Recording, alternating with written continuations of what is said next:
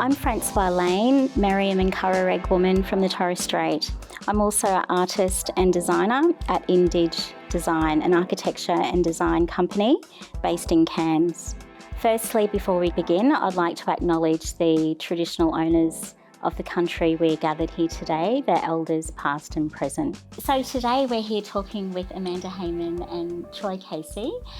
I'm delighted to be in Aboriginal Art Co. This is just the most beautiful shop I think I've ever been in. I could be biased, but I just love the colour in here, the range of art product from across the nation.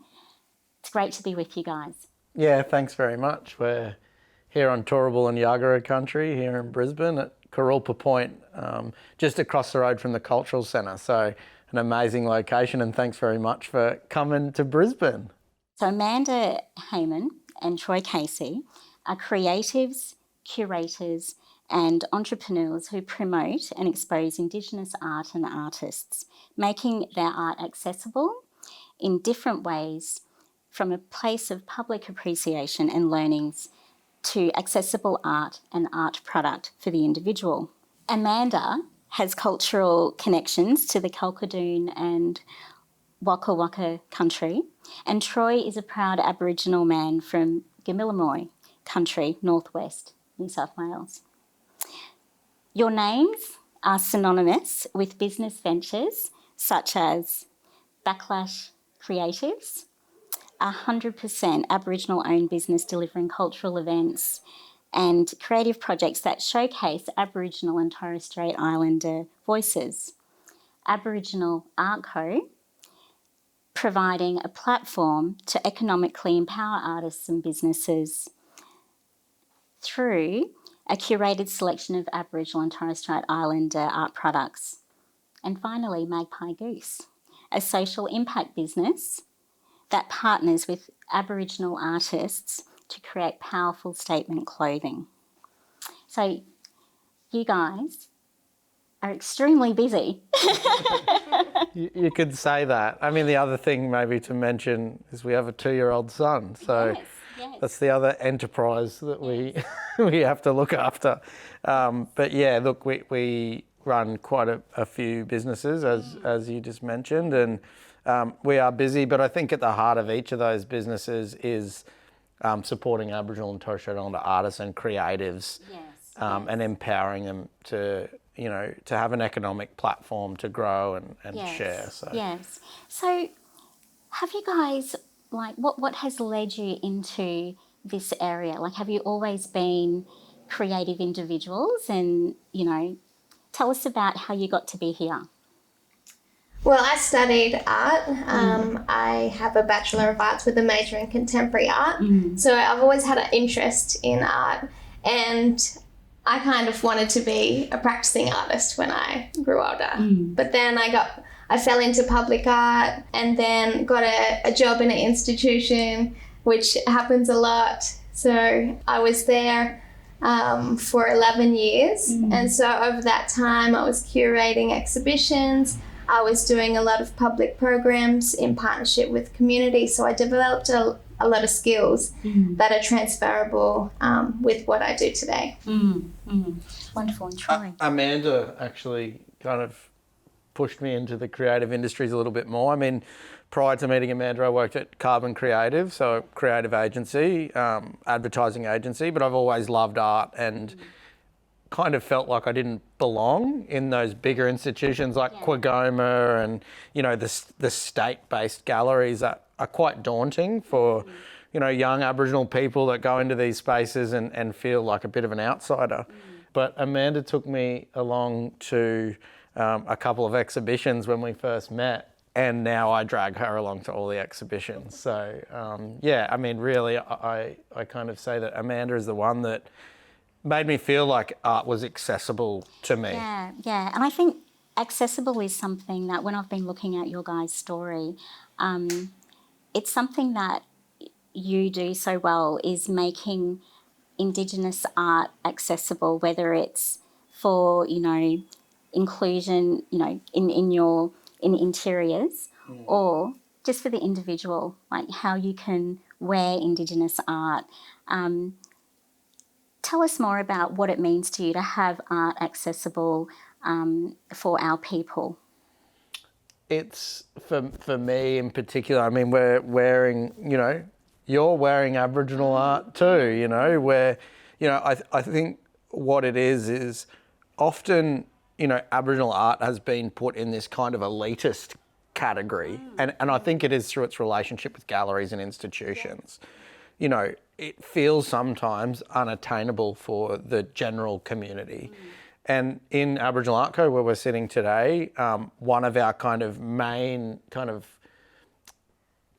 main things we want to do is people to come in here, people to look around, appreciate it, but then when they also look at the price, feel like they can afford it as well, Yes, we have clothes, which everyone wears clothes, so it's a really accessible way for people to kind of connect with our stories, but it's really about celebrating our culture and those stories connected to country and community. And the more people can consume them or attain them or wear them, the more conversations people are going to have out in the community about those stories and places. And that's what's really important, is allowing the broader community to feel like they can connect with our culture, because often that there's kind of a bit of a gap there.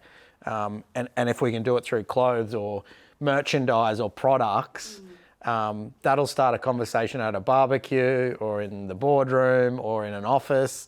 And they're the places people need to be talking about how proud they are and the fact they want to celebrate Aboriginal and Torres Strait Islander people.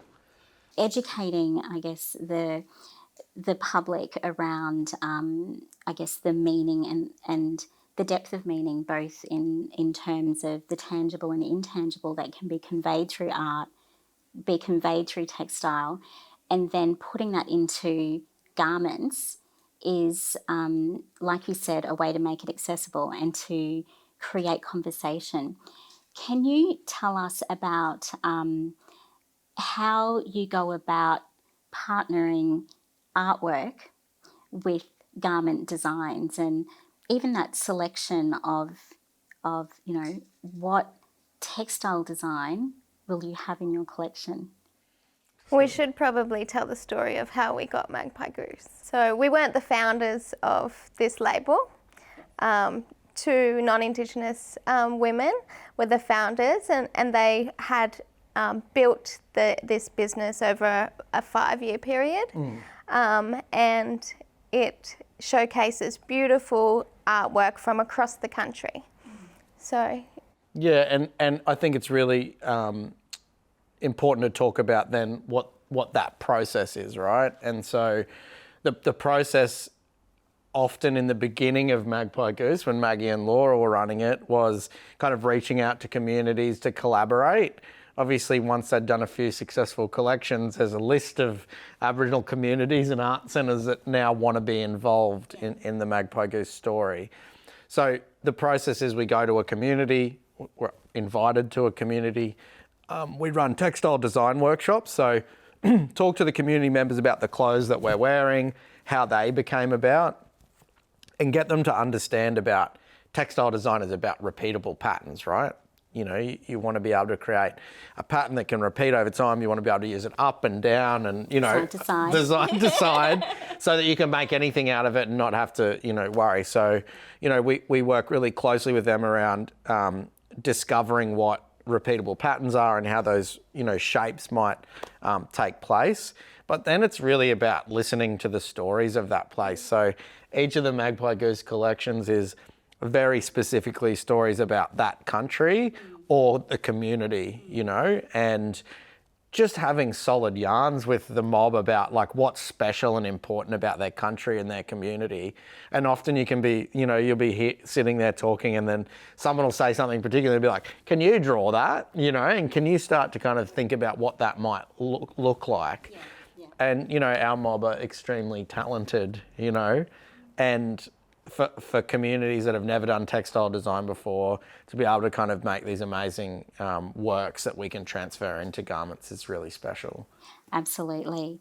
So the term indigenize in a design sense has been used to describe intentional rethinking and delivery of a product or service that incorporates or embeds Indigenous values and knowledge systems.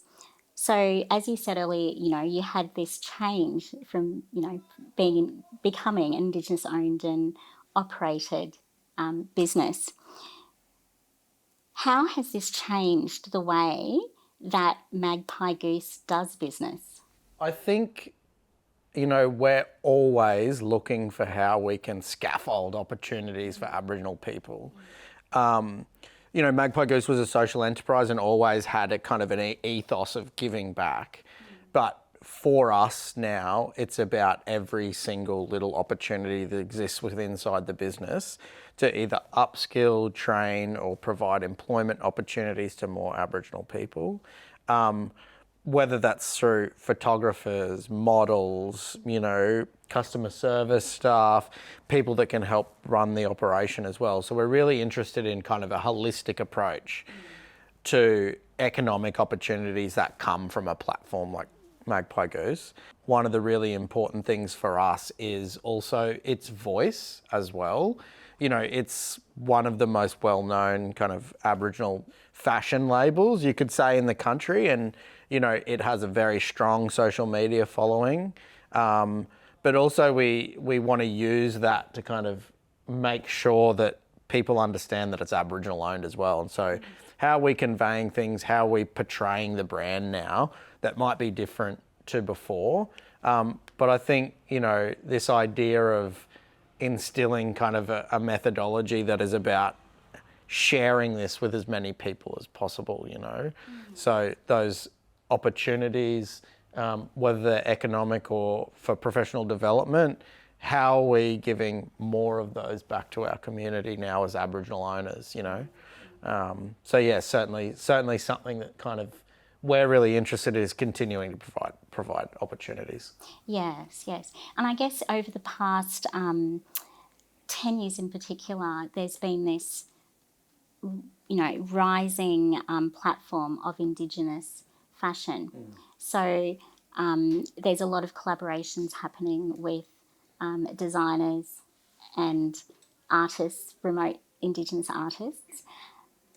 What do you see is, and I guess you've touched on this with what you're talking about, what is, I guess, the difference that Magpie Goose offers in the way that you present Indigenous fashion? So you've spoken about that training. Yeah, I think also it's probably about the way that we engage with community as well. I think the idea that each of our collections come through a collaborative process. So it's not as if we're going to a community and going like, oh, where are the artworks that you have? We'll take this one, give you a fee, and we'll turn that into, a range of clothing. We've seen major fashion labels, in recent times develop Indigenous ranges. And, I think what's different about the way that we approach things is certainly in a collaborative process and an opportunity for people to make and create new things each and every time we go to a different community, I think what else is really special about Magpie Goose is Magpie Goose is a platform, but each and every collection is the community's collection. And then that community, we showcase each of the artists and then the artist stories of that community, And so ours are, yes, they're artworks, but they're stories.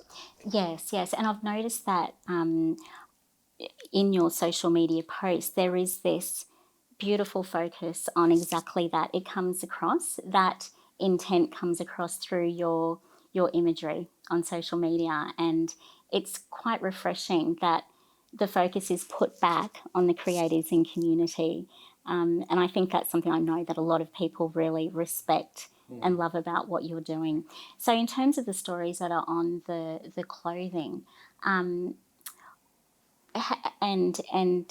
I guess how it's presented, it's being worn. What consideration do you place as to, what may go on dresses as opposed to what may go onto other products? And is the artist involved in going, hey, we'd really love to see it on this dress because I want to wear it, like how does that develop? Do you want me to keep talking? Yes.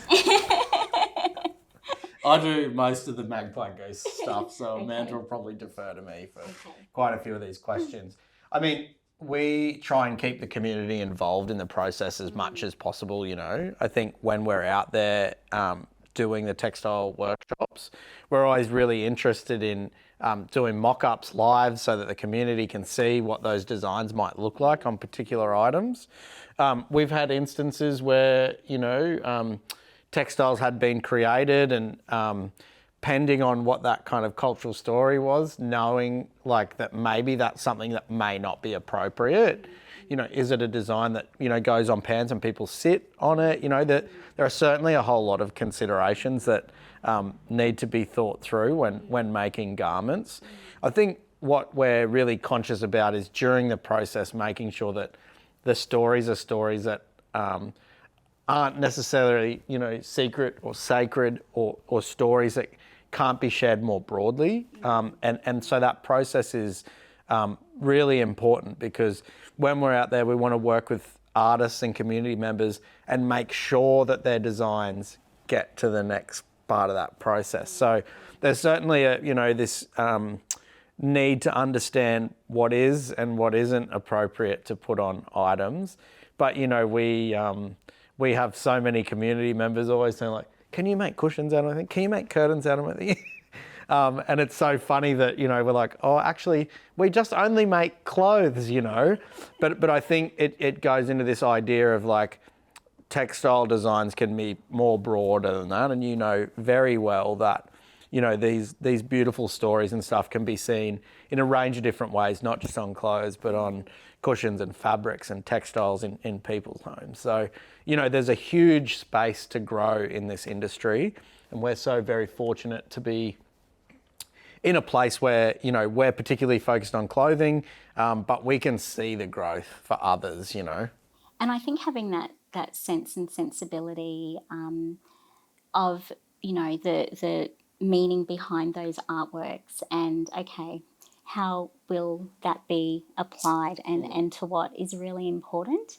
And it's lovely to hear just that depth of thought that goes into that coupling. Well, you need to be considerate, right? Some of those, you know, some of our community are often a little bit, you know, on the back, cautious, you know, of ways in which people, you know, have previously engaged or exploited in some instances communities. So, you know, we're mindful of that, you know, and each and every time we go to a community, we learn new things and different ways and better ways of doing things. And Amanda always says, you know, we're not perfect, but we're open to learning and listening and, you know, and that's important. You know, we're never always going to know everything.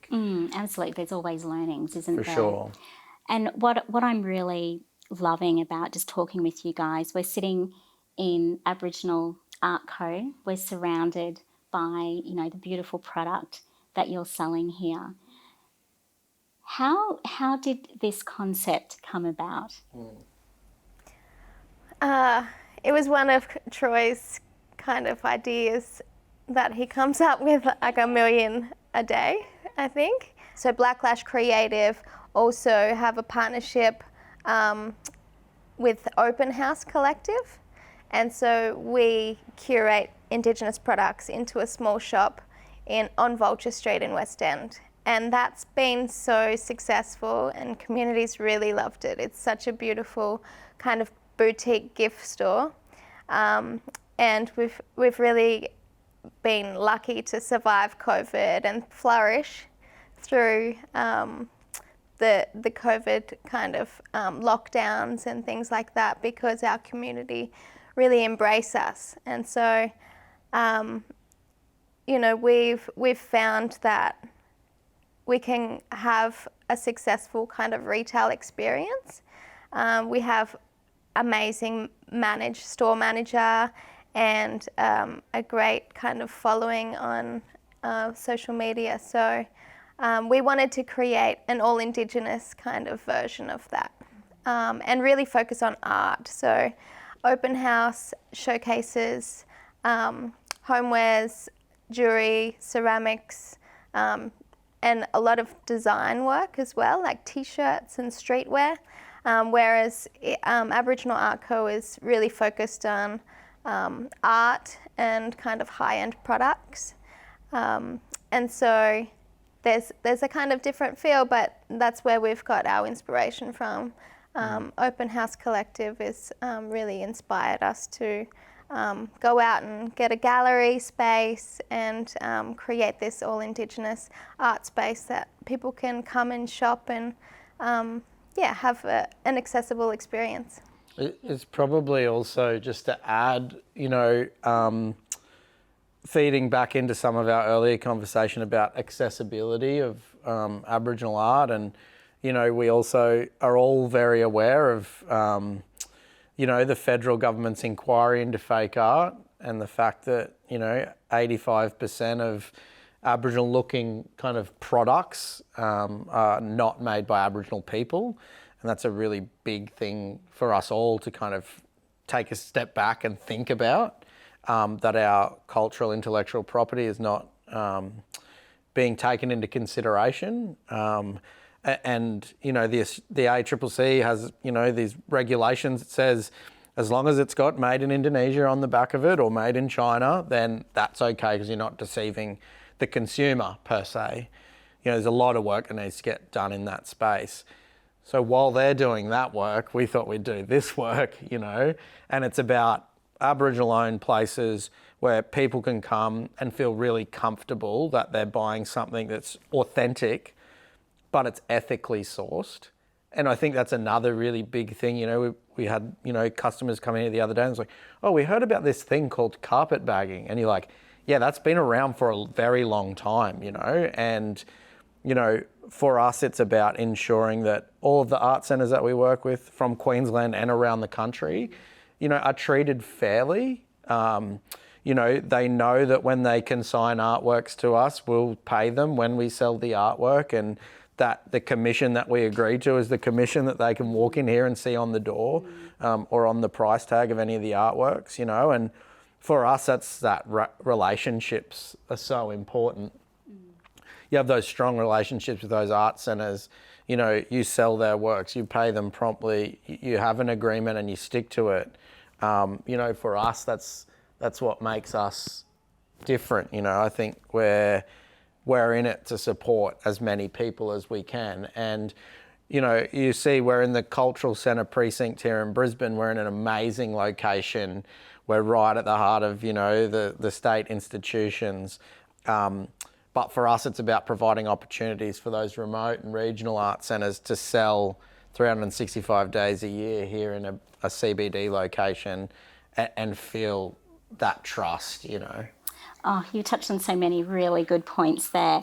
And just that, you are in this arts precinct of Brisbane and you're offering, like I said, authentic product, you're transparent in your dealings with community, and you just talk so passionately and openly about it, and it's refreshing. And that you're mob and you're doing this and you're doing it so well is to be congratulated. It's a really wonderful thing.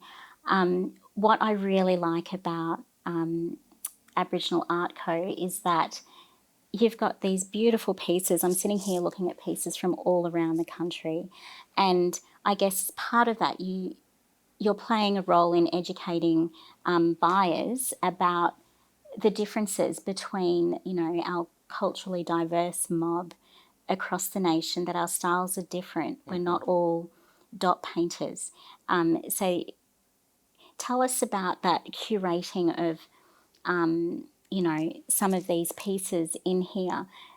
Before you answer though, something that, was happening in the 60s and 70s was that you had this, really quiche Aboriginal product that was just portrayed in, Indigenous people in an awful way, and you had shadow boxes made up of boomerangs that, were poor quality, rubbish. This is completely, this is presenting art product in a way that, makes mob proud. Tell us about how you curate these particular pieces. I guess we do really want to showcase the diversity of mob. We've got art on the walls from Central Australia, and then we've got really local artwork prints, digitally made by contemporary artists. So there's that range of different stories, different methods of working as well. I think this kind of understanding of like educating people as well that you mentioned is really important. Like, not all Aboriginal artworks have that particular aesthetic that people think, dots and lines and cross-hatching.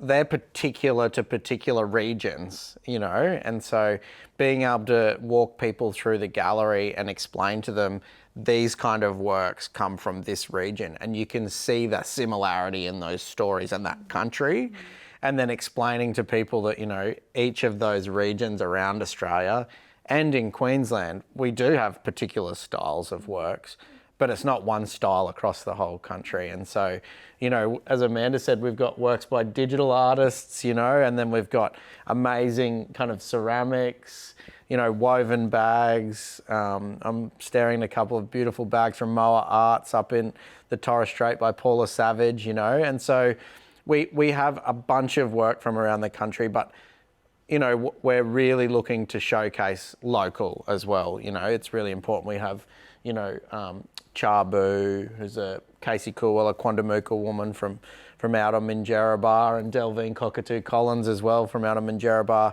showcasing local textiles and handmade products.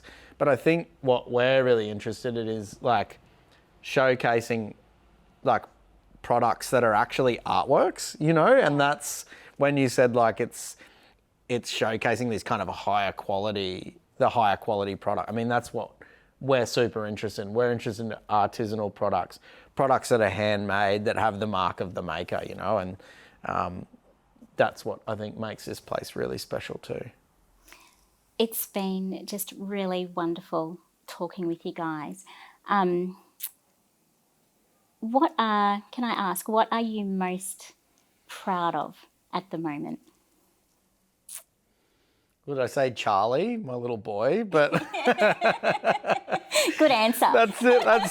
It's probably not one of the enterprises we run. I mean, I think everything that we do, and this will be my answer, not let Amanda answer. I mean, everything that we do, everything that we create, everything that we have a hand in, is about providing opportunities for our mob. And so every time that I get to sell an artwork or create a piece of clothing, I think about the money of the sale of those goods or the licensing agreement, all of that, it gets to stay with our community. And, we're using platforms that we've created to celebrate and showcase all of our, community members. And that makes me super proud, We've had a big year. We've had a really big year. So we're the new owners of Magpie Goose. We've opened this new gallery space in Brisbane for Aboriginal Arco. And Blacklash, we've got lots of really exciting work ahead. We're doing a lot of placemaking, so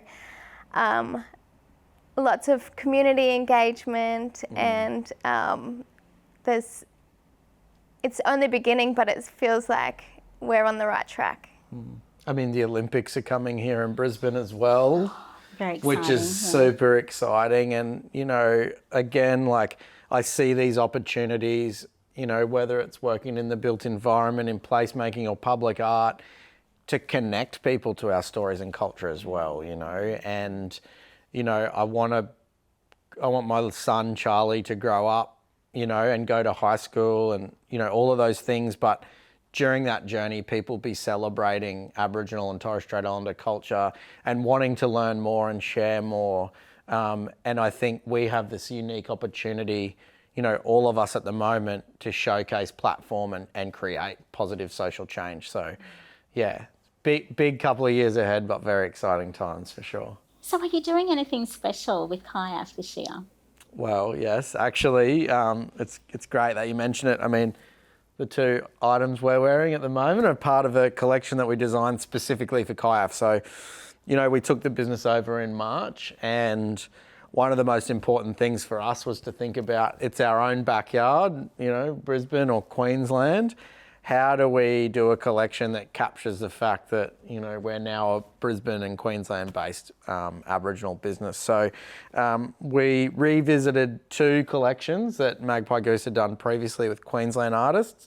So there's a Jinnaburra collection from Woodford, which Amanda is wearing, an amazing print by Jason Murphy. And then I'm wearing a piece from the Hopevale collection. So you'll see some of them and a full new range as part of CIAF. So it's called Neon Reef. So as you can see, it's quite highlighter, high vis colours. It's really poppy and super summer, super fresh for summer. So yeah, we should see that on the runway as well. Wonderful. And can I ask, what's the meaning behind these particular designs? Yeah, for sure. So this is the wattle flower. So this is a particular wattle flower that grows up on country up in Hopevale. And do you want to talk about Jason's? Yeah, this design that I'm wearing is by Jason Murphy from Jinnaburra country. And it's called Yellowfella, and you can see one little detail of Yellowfella within the design and the print. And this is literally about identity. And I think, you know, a design, getting that conversation out there also on identity is really important. Like I think of, you know, there is more talk about that hidden generation now. And, you know, it has those questions around, you know, what is it to be Indigenous? And it's wonderful to see pieces like this being worn as another conversation starter. Certainly. I think one of the other really great things about kind of being an Aboriginal-owned business now, Magpie Goose, is we've learnt a lot about the fashion industry over the last 6 months from, you know, running workshops with community members, the whole kind of screen printing and production process that we want to share with others as well. You know, we're not here to say Magpie Goose should be the only Aboriginal-owned fashion brand. We'd like to see 10, 15, 20 other, you know, Aboriginal-owned businesses in fashion, and we're really happy to kind of support and help others who are entering this space. But also it's great to have other industry partners and colleagues like First Nations Fashion Design and Grace Lillian Lee, and there's a whole bunch of other people who have been in this space for a long time that we were able to lean on when we first took over the business. So we want to be like an open book now as well and share those learnings with others too. Wonderful. Well, I know that at CIAF, we're extremely proud of what you guys have been doing, especially this year, like you said, Amanda, and that, you know, you're a family as well. You've got little Charlie, and you're doing this all together. So congratulations, guys, and I look forward to what the future holds for you. Yeah, thank you very much. Thank you.